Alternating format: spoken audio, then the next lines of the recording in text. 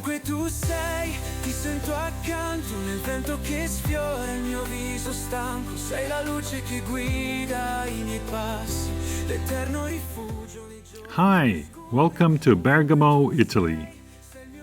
We're Maya and Emre, slow travelers in Europe, currently exploring Bergamo. We lived here in Bergamo for 2 years when we first got married many years ago. And for that, Bergamo is a special place for us. Let's get situated. You'll find Bergamo in northern Italy's Lombardy region, close to both Milan and Lake Como on a foothill of the Italian Alps. Bergamo begins in the elegant commercial center called Citta Bassa. Above Citta Bassa sits the atmospheric Citta Alta, a medieval village surrounded by a Venetian wall. And still higher, you'll find the hamlet of San Vigilio, with 2 funicular railways connecting them all.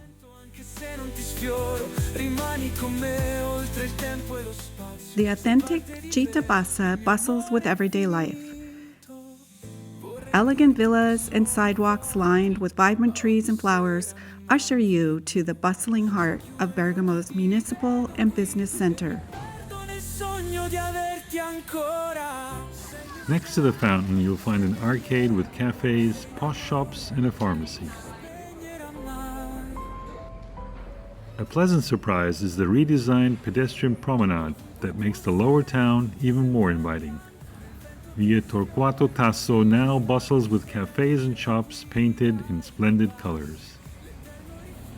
This is a comparatively wealthy town in the prosperous north. The cars on the street and the fashion in the windows show it. There are tourists, but it does still feel authentic with the Bergamaschi going on about their everyday life.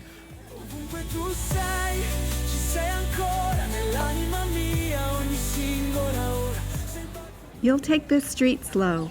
This is a great part of town to sit in a cafe and people watch.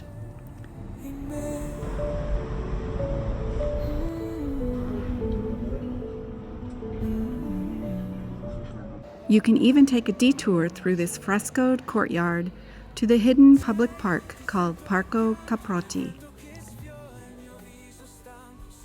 which in May smells divine, heavy with the perfume of spring flowers. Next, we head back to the middle of Citta Bassa. Our bank has been renamed since we lived here, but inside it's still the most magnificent institution we've ever deposited our paychecks. To our delight, Via 20 Settembre has also been transformed from a chaotic intersection into a pretty pedestrian area. As we turn uphill along Viale Vittorio Emanuele, we reflect that Bergamo's regal, polished and welcoming lower town is better than we remembered. You're on your way to Citta Alta, which sits high above us. At the funicular, the ambiance changes and suddenly crowds of visitors ride up with you up the steep hill through the Venetian wall. You'll be elbow to elbow in the atmospheric medieval quarter because low-cost airlines now bring so many people to Bergamo Airport on their way to Milan. Despite that, Citta Alta's bones are still gorgeous. Yet, we notice with some sadness how some local shops have disappeared.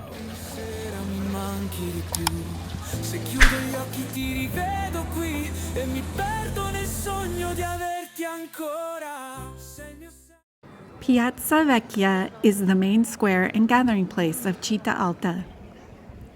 The architecture catches your eye and the trattorias invite you to sit and gaze and wonder. It's packed with tourists, but still quite a picture.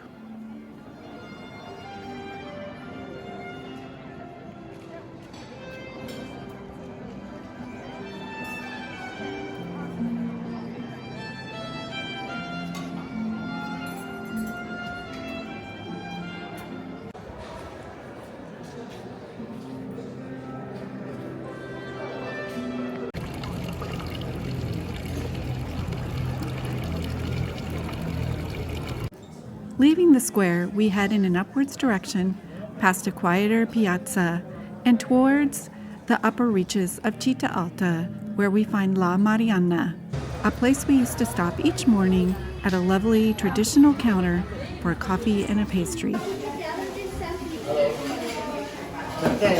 And while the bartender still gives off an authentic vibe, new signs for tourists tout the invention here of stracciatella ice cream.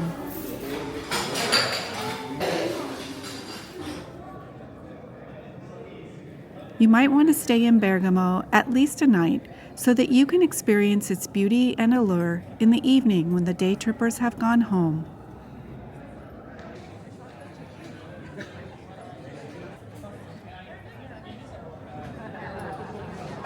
Have a plate of Bergamo's specialty, casoncelli, for dinner. It's a delicious meat-filled pasta garnished with bacon and fried sage. After that, go for a stroll through Piazza Vecchia. Be there at 10 p.m. to hear the bells ring 100 times, as they did in the medieval ages, to signal the closing of the gates to the city. Once the gates closed, inhabitants were sealed behind the fortified walls to protect from invaders.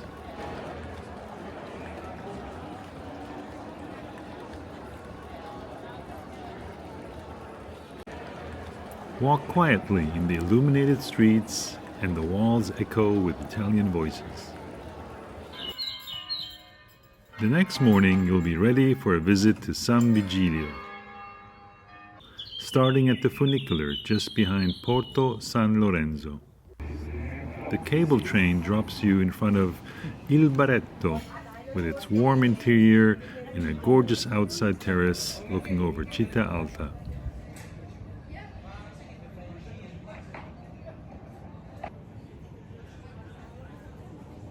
And the Pizzeria San Vigilio with magnificent views into the valley.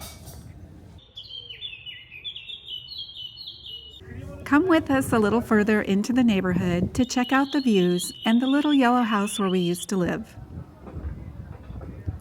Belvedere San Vigilio gives another gorgeous view. On a clear day, you can even see Milan.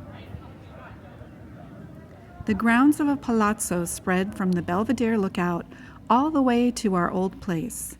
The magnificent property has changed from private hands into a 2-star Michelin restaurant with boutique hotel rooms.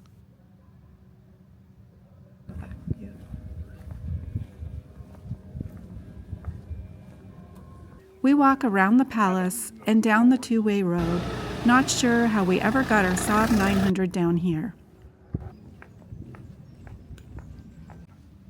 The red house has had a beautiful facelift, and our place is freshly painted too. But the dog makes sure that we know it's not ours anymore. At a long wooden table, we used to eat breakfast with friends on that sunny terrace. No matter the good times, we don't feel brave enough to knock on the door to see who has taken our place. One of the best things to do in Bergamo, and one of our favorites, is the walk down from the top of San Vigilio to Citta Bassa. Pedestrians share a 2-way road with cars, so be careful.